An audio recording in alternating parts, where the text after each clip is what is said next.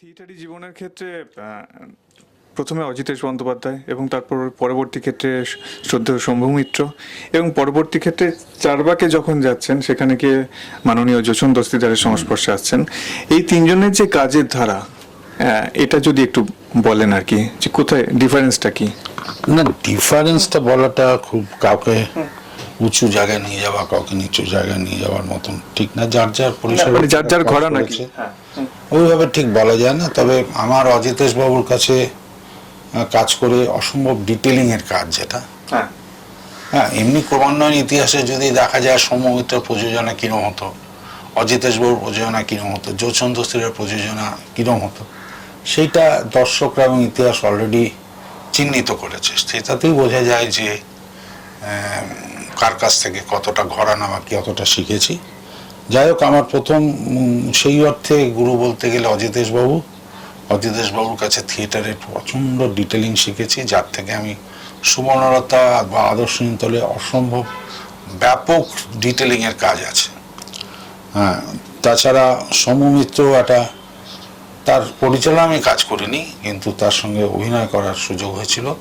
তখন দেখেছি একটা মানুষের কতটা তীক্ষ্ণ দৃষ্টি বা তার গভীরতা কতটা দরকার হয়।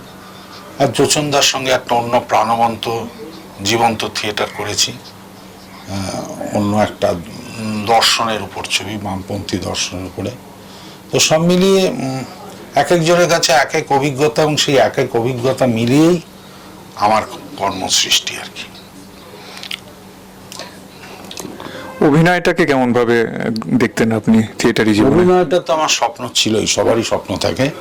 অভিনয় করতে এসেছিলাম, কিন্তু অভিনয় করতে গিয়ে, চলচ্চিত্র করতে গিয়ে, যখন থিয়েটারে আমি মূল চরিত্রে অভিনয় করতাম, কিন্তু থিয়েটার থেকে চলচ্চিত্রে দেখলাম যে সুযোগ পাওয়া বা যে কোনো কারণেই হোক, আমাকে যখন আমি ছোট চরিত্র করতে গিয়ে মৃণাল সেনের কাজ দেখছি কাছ থেকে, তো মৃণাল সেনের ক্যামেরার পেছনের যে, বা বুদ্ধদেব দাশগুপ্তর সঙ্গে আমি অভিনয় করেছি, তার সঙ্গে ক্যামেরার পেছনে তাকে কাজ করতে দেখেছি। এই ক্যামেরার পেছনে কাজ করাটা, মোহিত চট্টোপাধ্যায়ের সঙ্গেও কাজ করেছি, সেটা আমাকে অনেক বেশি আকর্ষণ করে। যার ফলে আমি দীর্ঘ জীবনে পরিচালনা করলেও আমি প্রায় অভিনয় করিনি, কারণ আমাকে বেশি পরিচালনা বা ক্যামেরার পেছনটাই আমাকে বেশি টেনেছে। উৎপলবাবুর কল্লোল দ্বারা কতখানি প্রভাবিত আপনি?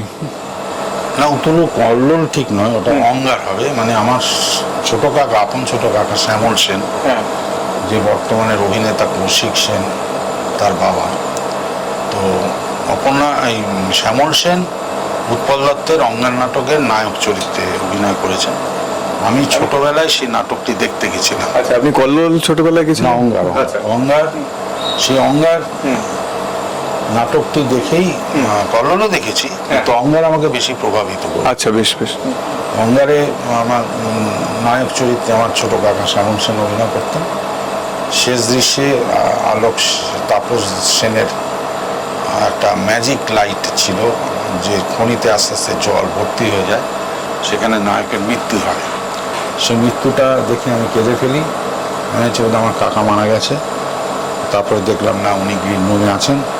যে সেইটা আমাকে খুব প্রভাবিত করে, যার ফলে আমি থিয়েটারে আকর্ষিত হই। তারপরে মনে করি যে থিয়েটারই করব।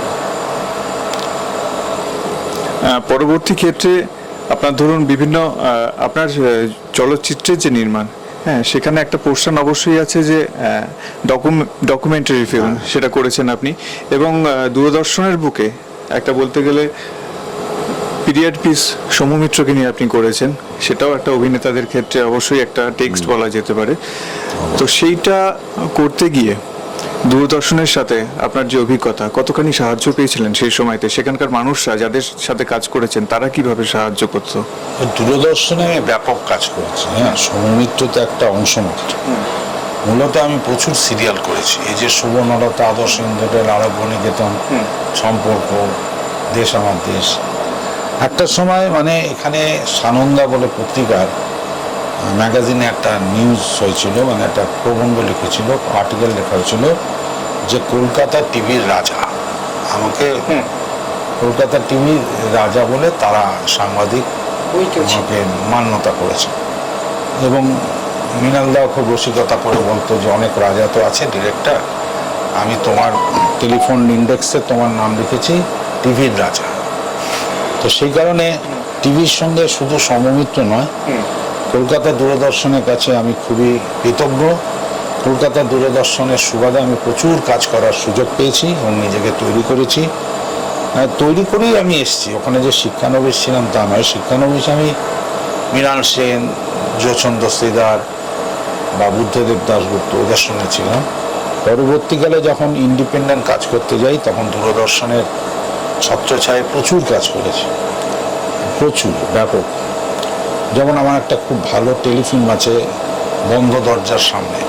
এই কিছুদিন আগে আমি কানাডায় গেছিলাম বঙ্গ সংস্কৃতি সম্মেলনে। সেখানে যেরকম একদিকে তপন সিংয়ের উপর তথ্যচিত্র দেখানো হয়েছে, তারপরে তোমার এই সমমিত্র দেখানো হয়েছে, পাশাপাশি বন্ধ দরজার সামনে টেলিফিল্ম যেটা প্রায় একটা ফিচার ফিল্মের সমকক্ষ, সেই ছবিটা দেখানো হয়েছে। সেটি আমার খুব প্রিয় টেলিফিল্ম, আশাপূর্ণা দেবীর লেখা।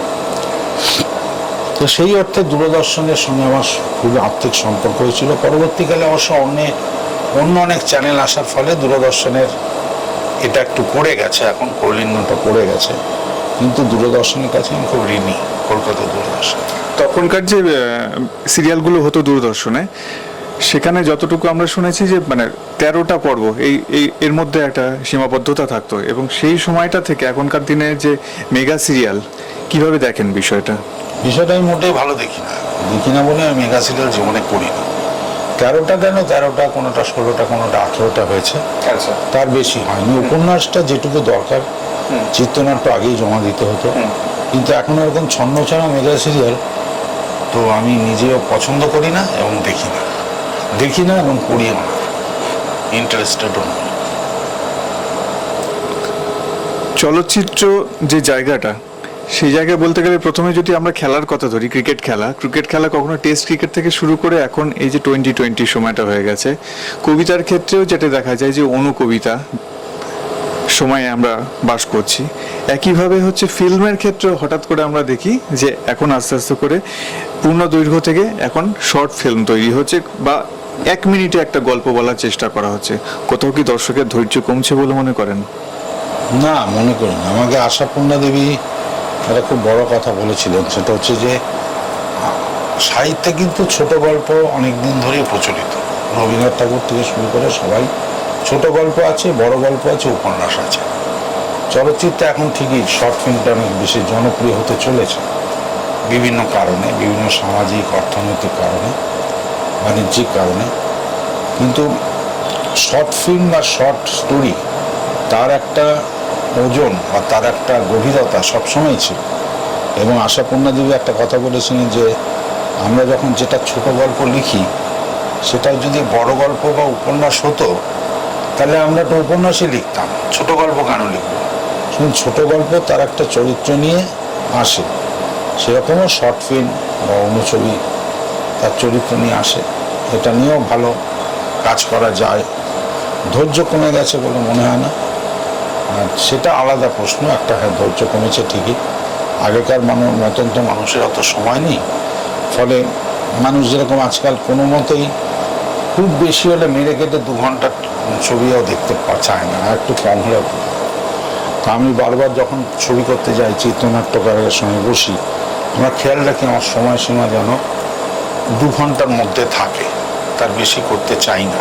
কারণ মানুষের পেশেন্সটা, ধৈর্যটা মানে সায়েন্টিফিক্যালি বেশিক্ষণ থাকে না, সে কারণে সময়সীমা কমে যাওয়াটা খারাপ না, এমনি ব্যস্ততা মানুষের বেড়েছে। আজকে সাক্ষাৎকার পর্বে আমাদের সময় একেবারেই কম, সেই কারণে আমি একটা একটা করে শব্দ বলবো আর আপনি আপনার অভিব্যক্তি প্রকাশ করবেন। 2-4 কথায় ধরবো আমরা। আদর্শ হিন্দু হোটেল অবশ্যই আমার প্রিয় সিরিয়াল এবং মানুষ আজও পছন্দ করে। আমার একটা ইউটিউব চ্যানেল আছে, ডিরেক্টর রাজা সেন অফিসিয়াল, সেখানে আমি ওটাকে রাখতে পেরেছি। হয়তো টেকনিক্যালি একটু ডাউন, কিন্তু ছবিটাকে দেখা যায়। এবং আমার প্রিয় সিরিয়াল, মানুষেরও প্রিয় সিরিয়াল, এবং একটা অসাধারণ লেখা আদর্শ হিন্দু হোটেল। এবং আমি মন প্রাণ দিয়ে করেছি, বিশেষ করে চিত্রনাট্যকার মোহিত চট্টোপাধ্যায়ের সাহায্যে এবং মনোজ মিত্র এবং সাবিত্রী চ্যাটার্জির অসাধারণ অভিনয় সম্মেলনে ছবি এই সিরিয়ালটি একটি সম্পদ, কলকাতা দূরদর্শনের সম্পদ।